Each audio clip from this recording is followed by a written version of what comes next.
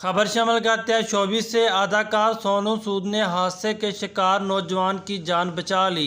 बॉलीवुड अदाकार सोनू सूद की एक वीडियो मंजर आम पर आई है जिसमें वो भारतीय पंजाब के इलाके मोगा में एक ज़ख्मी नौजवान की मदद करते हुए नज़र आ रहे हैं। यूएनपी न्यूज़ के मुताबिक सोनू सूद मोगा के एक पुल से अपनी गाड़ी में से गुजर रहे थे कि उन्होंने वहां हादसे का शिकार होने वाली गाड़ी को देखा जिसमें एक नौजवान भी मौजूद था। अदाकार ने ये देखते ही अपनी गाड़ी रोकी और फौरी तौर पर मुतासरा गाड़ी की जानिब बढ़े जिसमें 19 साला नौजवान ज़ख्मी हालत में ड्राइविंग सीट पर नीम बेहोशी की हालत में था।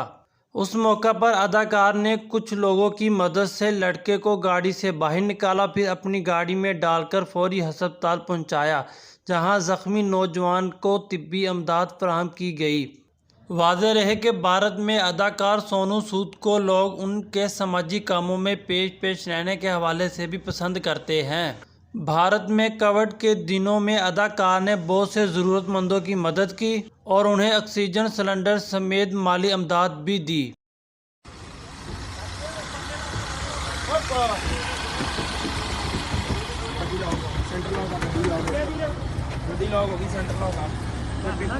सेंटर लॉक चिंटू भैया, सेंटर लॉक है।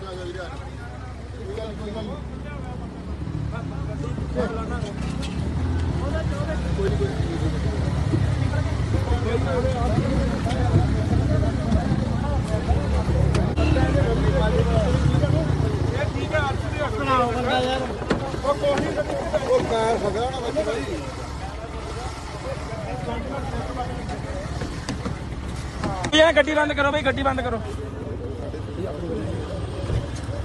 की गल होगी भाई तू?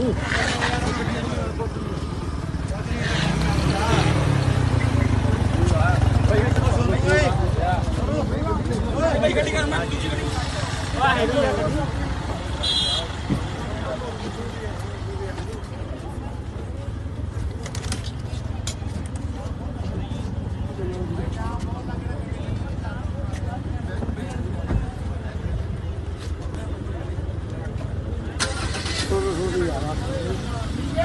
थोड़ी